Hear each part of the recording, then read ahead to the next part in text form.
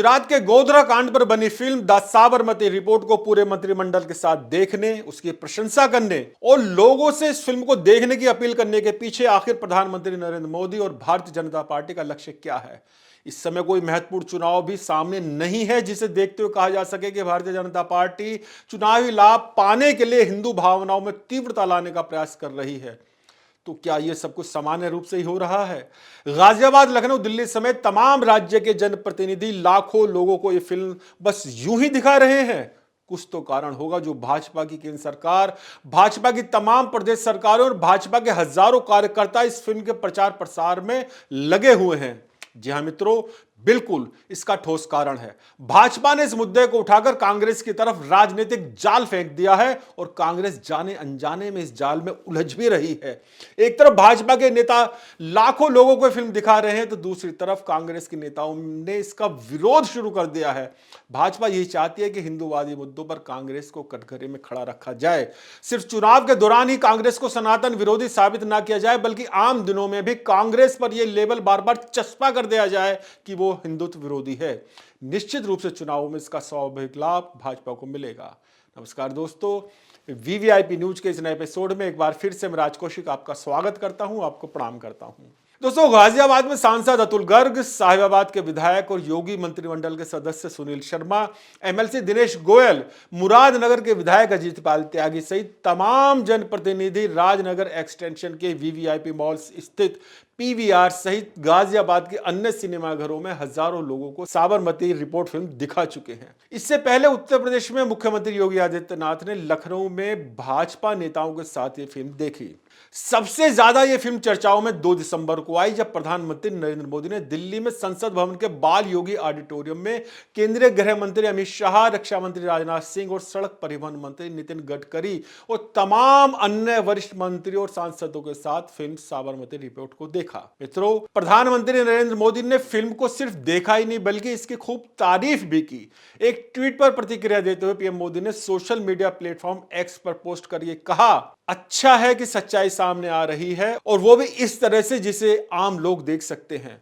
एक फर्जी कहानी केवल सीमित समय तक ही चल सकती है, आखिरकार तथ्य हमेशा सामने आते हैं। प्रधानमंत्री के चंद पंक्तियों के ट्वीट के बाद इस फिल्म का, नरेंद्र मोदी का और बीजेपी का इतना विरोध शुरू हो गया कि राजनीति के जानकार समझने लगे कांग्रेस फिर से हिंदू विरोधी जाल में फंस रही है। कर्नाटक के मंत्री प्रियांक खड़गे ने उसी दिन सोशल मीडिया प्लेटफॉर्म एक्स पर एक पोस्ट में कहा कि प्रधानमंत्री मोदी के पास संसद चलाने, अर्थव्यवस्था की स्थिति को समझाने, बेरोजगारी के मुद्दों को संबोधित करने या मणिपुर का दौरा करने का समय नहीं है। प्रधानमंत्री असली मणिपुर फाइल्स कब पढ़ेंगे और भारत के लोगों को असली मणिपुर स्टोरी कब बताएंगे। टीएमसी के राज्यसभा सांसद साकेत गोखले ने प्रधानमंत्री पर संसदीय कार्रवाई से ज्यादा फिल्म को प्राथमिकता देने का आरोप लगाया। उन्होंने टिप्पणी की, यह समस्याजनक है कि प्रधानमंत्री एक प्रचार फिल्म की स्क्रीनिंग में भाग लेते हैं लेकिन महत्वपूर्ण संसदीय सत्रों में भाग नहीं लेते। कांग्रेस सांसद मनीष तिवारी ने भी अपनी असहमति व्यक्त करते हुए कहा कि सूचना एवं प्रसारण मंत्री के रूप में उनके कार्यकाल 2012 से 2014 के दौरान संसद परिसर में कभी भी फिल्में नहीं दिखाई गईं। आपको बता दूं कि कांग्रेस के नेताओं ने तभी से इस फिल्म का विरोध शुरू कर दिया था जब भाजपा शासित राज्यों ने इसे टैक्स फ्री किया था। इन राज्यों में उड़ीसा, हरियाणा, उत्तर प्रदेश, मध्य प्रदेश, छत्तीसगढ़, राजस्थान और गुजरात शामिल हैं। मित्रों, यह केवल संयोग माना जाए या पहले से तय समझा जाए कि फिल्म के प्रदर्शन की तिथि और प्रधानमंत्री व अन्य भाजपा नेताओं द्वारा इसे देखने के दिन वो रखे गए हैं जब 6 दिसंबर नजदीक है। भारत की राजनीति में 6 दिसंबर का दिन बहुत ही महत्वपूर्ण है, जब अयोध्या में बाबरी ढांचे को गिराया गया था। 6 दिसंबर के आसपास दोनों ही पक्ष के लोगों की खास तरह की भावनाएं बलवंत हुई रहती हैं। ऐसे में उस फिल्म को दिखाना जिसमें अयोध्या में राम मंदिर निर्माण के लिए कार सेवा कर लौट रहे 59 कार सेवकों को जलाकर मार डालने का चित्रण हो, निश्चित रूप से महत्वपूर्ण हो जाता है। हालांकि हिंदू मुस्लिम विवादों पर, दंगों पर पहले भी बहुत सी फिल्में बनी हैं।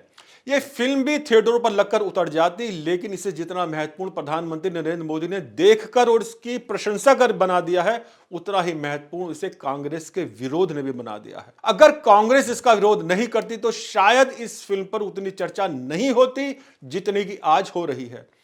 फिल्म की टाइमिंग के बारे में जैसे मैंने बताया कि 6 दिसंबर से पहले इसे रिलीज किया गया है। एक टाइमिंग संयोगवश और भाजपा के पक्ष में जा रही है। एक तरफ देश में गोधरा कांड को लेकर चर्चा चल रही है तो दूसरी तरफ ये चर्चा भी जोर पर है कि संभल में मुस्लिम पक्ष के साथ अन्याय बताते हुए राहुल गांधी और कांग्रेस के नेता वहां जाने की कोशिश कर रहे हैं। यानी भाजपा जो साबित करना चाह रही है वैसा होता दिखाई भी दे रहा है। दोस्तों, यहां एक बहुत ही महत्वपूर्ण तथ्य मैं आपको बताता चलूं, ये कांग्रेस के नेतृत्व वाली यूपीए सरकार की भूल भी कही जा सकती है या उसका राजनीतिक स्टैंड भी इसे माना जा सकता है कि उसने आनन फानन में गठित अपने आयोग द्वारा गोधरा कांड को सिर्फ दुर्घटना बता दिया था, लेकिन कोर्ट ने उसे पूरी तरह से खारिज कर कांग्रेस सरकार द्वारा गठित आयोग को ही गैर संवैधानिक घोषित कर दिया था। 2004 में केंद्र में कांग्रेस की अगुवाई में यूपीए सरकार बनी थी। मनमोहन सिंह प्रधानमंत्री थे, लेकिन सोनिया गांधी को सुपर पावर माना जाता था। गोधरा कांड को लेकर नानावते आयोग जांच कर ही रहा था, लेकिन आनन फानन में यूपीए सरकार ने गोधरा कांड और उसके बाद हुए गुजरात दंगों की जांच के लिए एक नया आयोग बना दिया। सुप्रीम कोर्ट के रिटायर्ड जज जस्टिस उमेश चंद बनर्जी को उसका जिम्मा सौंपा गया। उन्होंने 4 महीने में रिपोर्ट बना भी दी। एक तरफ नानावती आयोग की रिपोर्ट को बनने में 6 साल लगे, दूसरी तरफ कांग्रेस सरकार के आयोग ने 4 महीने में रिपोर्ट सौंप दी। इस रिपोर्ट में गोधरा कांड को साजिश नहीं बल्कि एक एक्सीडेंटल एक्ट बताया गया, यानी वो सिर्फ एक दुर्घटना थी। इस रिपोर्ट के खिलाफ गुजरात हाईकोर्ट में याचिका दाखिल हुई और हाईकोर्ट ने इस रिपोर्ट की बातों को रिजेक्ट कर दिया था और इस जांच को ही गैर संवैधानिक घोषित कर दिया था। दोस्तों, प्रधानमंत्री नरेंद्र मोदी ने सोशल मीडिया प्लेटफॉर्म एक्स पर सीधे इस फिल्म के बारे में ना लिखते हुए पहले से डाली गई किन्हीं आलोक भट्ट की पोस्ट को शेयर करते हुए अपनी बात लिखी है। उन्होंने बताने की कोशिश की है कि इस फिल्म के बारे में चर्चा पहले से चल रही है, वो बाद में उन चर्चाओं में शामिल हुए हैं। आलोक भट्ट की जिस पोस्ट को नरेंद्र मोदी ने शेयर किया है उसमें 4 कारण बताए गए हैं कि इस फिल्म को इन कारणों से देखा जाना चाहिए। पहले कारण में कहा गया है कि यह प्रयास विशेष रूप से सराहनीय है क्योंकि यह हमारे हाल के इतिहास की सबसे शर्मनाक घटनाओं में एक महत्वपूर्ण सच्चाई को सामने लाता है। दूसरे कारण में कहा गया है कि फिल्म के निर्माताओं ने इस मुद्दे को बहुत ही संवेदनशीलता और गरिमा के साथ संभाला है। तीसरे कारण में कहा गया है कि एक बड़े मुद्दे पर हम सभी के लिए ये आत्मनिरीक्षण करने लायक है कि कैसे साबरमती एक्सप्रेस के यात्रियों को जलाए जाने की घटना को एक निहित स्वार्थी समूह द्वारा राजनीतिक बारूदी सुरंग में बदल दिया गया, जिसने इसे एक नेता की छवि को धूमिल करने के साधन के रूप में देखा, यानी नरेंद्र मोदी की छवि को धूमिल करने के साधन के रूप में देखा। उनके तंत्र ने अपने स्वयं के तुच्छ एजेंडे को संतुष्ट करने के लिए एक के बाद एक झूठ फैलाया। चौथे कारण में कहा गया कि आखिरकार 59 निर्दोष पीड़ितों को खुद के लिए बोलने का मौका मिला, जैसा कि कहते भी हैं कि सत्य की जीत होती है। यह फिल्म वास्तव में उन 59 निर्दोष पुरुषों, महिलाओं और बच्चों के लिए एक उपयुक्त श्रद्धांजलि है जिन्हें हमने 27 फरवरी की सुबह खो दिया था। मित्रों, विक्रांत मैसी की केंद्रीय भूमिका वाली यह फिल्म द साबरमती रिपोर्ट 27 फरवरी 2002 के गोधरा ट्रेन अग्निकांड पर आधारित है। गोधरा स्टेशन से चलते ही चैन खींचकर ट्रेन को रोका गया था और S6, S9 सहित 4 बोगियों में आग लगा दी गई थी। अयोध्या से लौट रहे 59 हिंदू कार सेवकों को जिंदा जला दिया गया था। मरने वालों में 27 महिलाएं और 10 बच्चे भी शामिल थे। जलती हुई बोगियों से बाहर निकलने की कोशिश कर रहे यात्रियों पर लगभग 2000 लोगों की भीड़ ने पत्थर फेंके थे, जिससे कि वो लोग बाहर ना निकल पाए और अंदर आग के अंदर ही झुलस जाएं। इसके बाद पूरे गुजरात में जो दंगा भड़का वो आजाद भारत के सबसे भयावह दंगों में से एक था। मोदी उस समय गुजरात के मुख्यमंत्री थे। केंद्र सरकार ने 2005 में राज्यसभा में बताया था कि दंगों में 254 हिंदुओं और 790 मुसलमानों की जान गई थी। कुल 223 लोग लापता बताए गए थे। हजारों लोग बेघर भी हो गए थे। दोस्तों, गोधरा कांड भारतीय इतिहास के सबसे बड़े हादसों में से एक है। इस घटना के बाद हुए दंगों ने देश की राजनीति का रुख मोड़ दिया। राजनीति के जानकार यहां तक मानते हैं कि गोधरा कांड और उसके बाद भड़के दंगों ने भारत की राजनीति को हमेशा हमेशा के लिए बदल दिया है। दंगों के बाद स्थिति सामान्य होने पर तत्कालीन प्रधानमंत्री अटल बिहारी वाजपेयी का यह बयान बहुत ज्यादा चर्चाओं में रहा और विपक्ष के लोग आज भी इस बयान को लेकर नरेंद्र मोदी का घेराव करते दिखाई देते हैं, जिसमें वाजपेयी ने कहा था कि राजधर्म का सही पालन नहीं हुआ। आपको याद दिला दूं, उस समय अमेरिका ने नरेंद्र मोदी को वीजा तक देने से भी इनकार कर दिया था। यानी गुजरात के तत्कालीन मुख्यमंत्री नरेंद्र मोदी न सिर्फ अपनी पार्टी के अंदर बल्कि दुनिया के बड़े बड़े देशों के निशाने पर भी थे।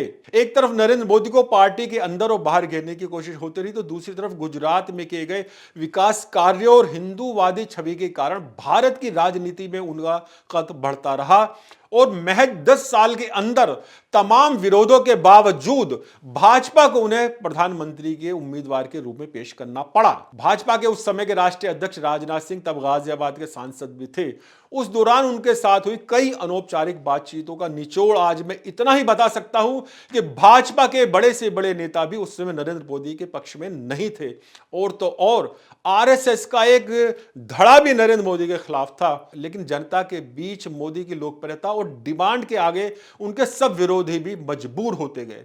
अपने विरोध को एक तरफ करते हुए तमाम भाजपा नेताओं को नरेंद्र मोदी को ही प्रधानमंत्री के रूप में पेश करना पड़ा, उनकी अगुवाई में चुनाव लड़ने के लिए तैयार होना पड़ा। उसी का परिणाम है कि आज लगातार तीसरी बार नरेंद्र मोदी प्रधानमंत्री के पद को संभाले हुए हैं। मित्रों, जैसा कि मैंने कहा है कि भाजपा कांग्रेस को राजनीतिक जाल में उलझा रही है, उसको हिंदुत्व के खिलाफ बताकर राजनीति लाभ उठा रही है।